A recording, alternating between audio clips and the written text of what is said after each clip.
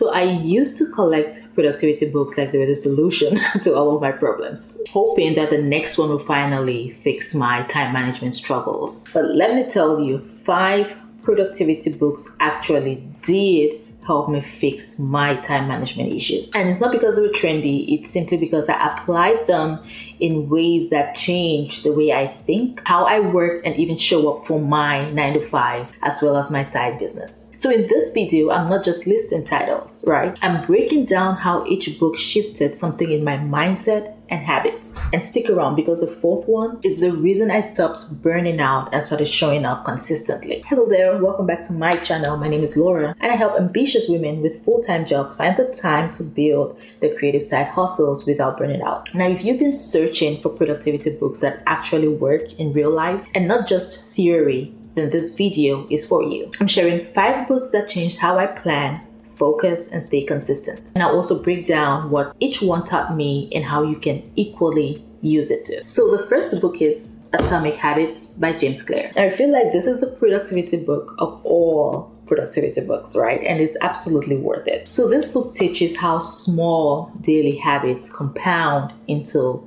massive results. And this phenomenon is even more important for you who has a full-time job and is building a creative side project. Now, every little action counts, right? Even with you with just 2 hours a week to dedicate to your side business compounds and gets you closer to your goal. Now, James Clear explains that your identity shapes your behavior and tiny, consistent actions reshape your identity. So he breaks down habit formation into 4 different steps, which is cue, craving, response, and reward. So this book emphasizes designing systems and not relying on motivation. It's practical, science-backed, and built for sustainable change. So this book helped me really understand the power of identity-based habits, right? Like instead of just setting goals, you want to build routines that align with the identity that you want to embody. And for me, the habit I started with was reading. I wanted to be someone who was smart, well-informed about the things that I was interested in. And I wanted to be someone who invests in her personal growth. And because of that, I was able to create a routine around reading, right? Which eventually replaced my TV time, basically. And there's been many other habits that I have built just from this phenomenon alone on identity-based habits. Now, as someone with a full-time job and a side project, the top 3 lessons you can get from this book is number 1, you do not need motivation. You need a habit system that makes success easy. Number 2, you need to focus on identity-based habits. Rather than saying, I want to create content, you can say, I am a creator. And that leads to you consistently creating content. And number 3, small changes daily beat big changes occasionally. Now, the second book I'm going to talk about is Essentialism by Greg McKeown. I think that's how it's pronounced. I am not sure. Please forgive me if I'm pronouncing this not correctly. Now, this book talks about the importance of doing only what is necessary in order to improve productivity, be it in your personal or your work life. It talks about learning how to say no and prioritizing what is important, rather than trying to do everything, trying to please people, and getting overwhelmed, miserable, and ineffective in the process. So this book is divided into 4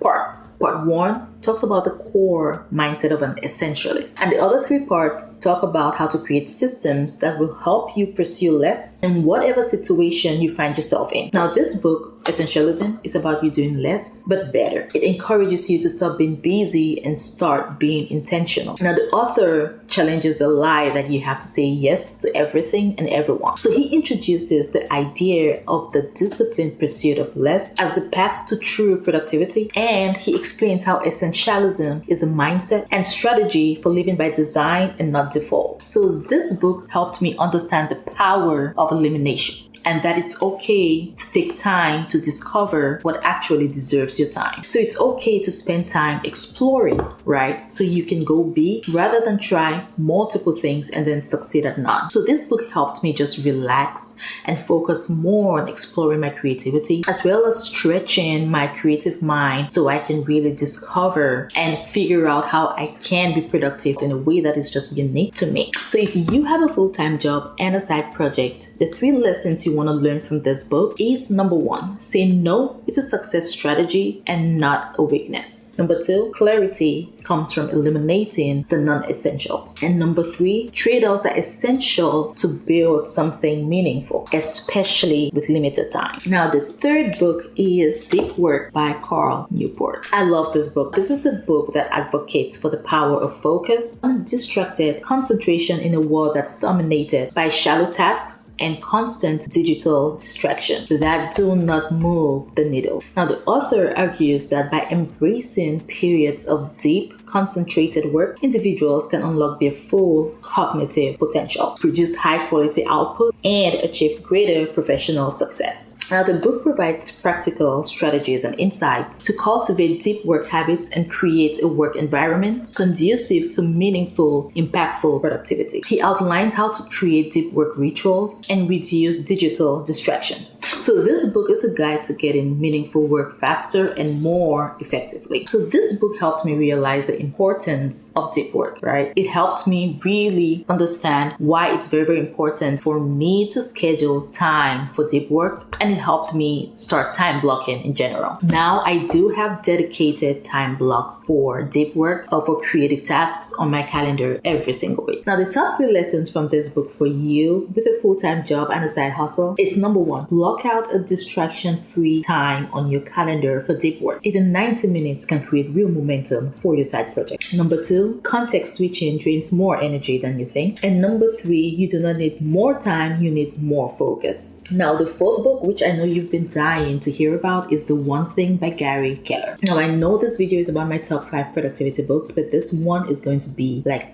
the favorite. It's way up there. And that's because I read this at a time when I was really struggling with burnout and overwhelm. I was struggling with a long to-do list, struggling with too many ideas for what kind of project I wanted to start, what kind of business I wanted to start. So this book helped me understand and accept that I do not need to do everything at once. So The One Thing is about extreme prioritization, right? It asks the one question, and that is, what is the one thing that I can do such that by doing that, everything else becomes easier or unnecessary. So it teaches you to focus deeply on high impact tasks rather than scattering your energy. The author also shares in this book how constant multitasking or constant context switching really destroys your progress. But by narrowing your focus, you create unstoppable momentum. So now I apply this phenomenon in all areas of my life. And I'll give you this example, right? Since we're talking about books in this video. Now, whenever I read a book, right, I would want to learn everything I could from that book and actually apply it. Because I did not want to be one of those people who just reads book and doesn't apply anything from the books, right? But at some point, it all just became so overwhelming, and that's definitely not why I started reading. So I then decided to apply the one thing strategy whenever I read a book. And that is me focusing on one lesson I take from every book that I read. Now, it can be something that I will apply, or maybe some new information or new interesting information that I get from whatever book I'm reading. So what I do after I read a book, I write down one thing. What is the one thing that I learned from this book? What is the one thing that I'm going to apply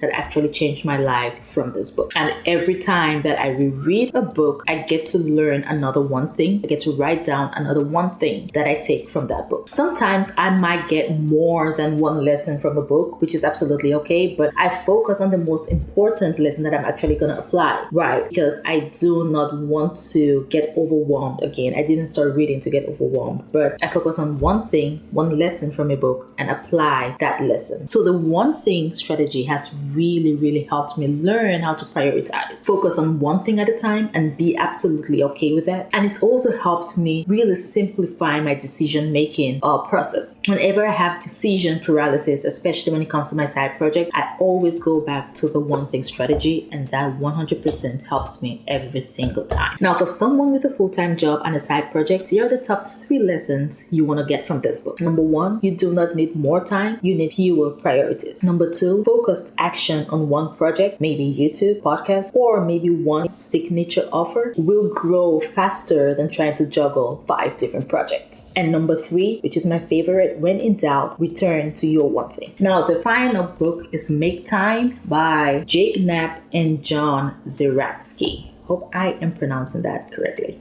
So Make Time is a more playful and actionable book on reclaiming time in a busy world. So the authors offer a 4-step, really simple daily framework, which is highlight, laser, energize, and reflect. So they share tips on taming technology and protecting your energy and building sustainable routines. So this is light but deeply practical, and it's really ideal for people balancing full schedules. So my one thing here was it helped me start implementing daily highlights into my schedules. And this was an addition to my one thing strategy, right? So the way I use this is when I have more than one high priority task for a day, I then use a daily highlight strategy to really highlight what is the top priority for that day, right? Sometimes I use it equally for my week. If I have something that I absolutely must do in a week, I make sure that I use a daily highlight strategy. I highlight that on my calendar so I know that this is a top priority. You definitely, absolutely need to complete this week. So for you with a full-time job and a side project, your top 3 lessons from this book. Number 1, highlight one task a day because that alone creates progress. Number 2, energy is just as important as time when planning your week. And number 3, small tweaks in your routine makes a big difference in how focused you feel. So these books did not only make me feel more productive,